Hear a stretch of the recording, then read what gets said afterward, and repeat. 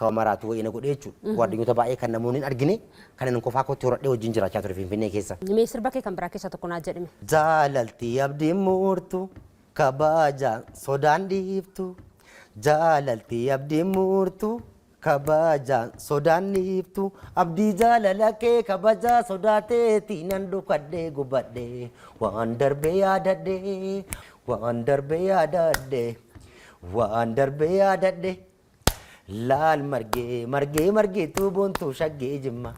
Laal margee beekamtii kootatii aansiin awwaamama. Laal margee kamiinsi dhiisaree si fawwaree gama. Laal margee jaalalli kee margee namaa ganna gootee.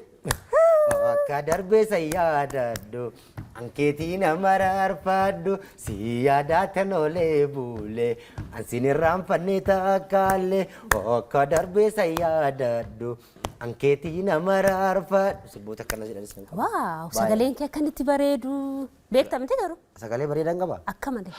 Reefuuti sirba wayii sirbitu si dhageera tu sagalee bareedaa qabda sirba tokko sii kennu malee hin taane. Baay'ee natti tola. Dhugaa rabbi siifan kenna. Kan sagalee kootiif ta'u? Kan sagalee keetti ta'u. Nasii kenna sirba baay'een qaba. Sirba 45 kan amma sammuu koo kana keessa jiru.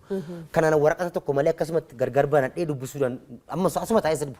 Waraqata nan barbaachisu dabtara nan barbaachisu. Gara fuula duraatti akkati weelluu baay'ee baastu shakkii hin qabu. Yoon jaalala Sabriinaa tanarraa hafe. Hafuun kee waa hin hafnedha.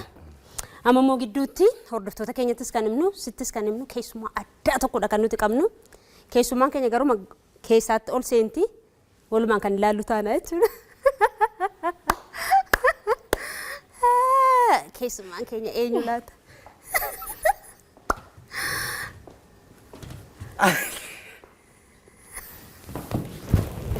Birta nagaa akka?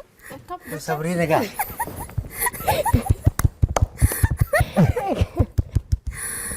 Sabri? Nega. Hai. Aku ni gara-gara mana? Gara-gara mana bang kau tinggal. Sabri, kau.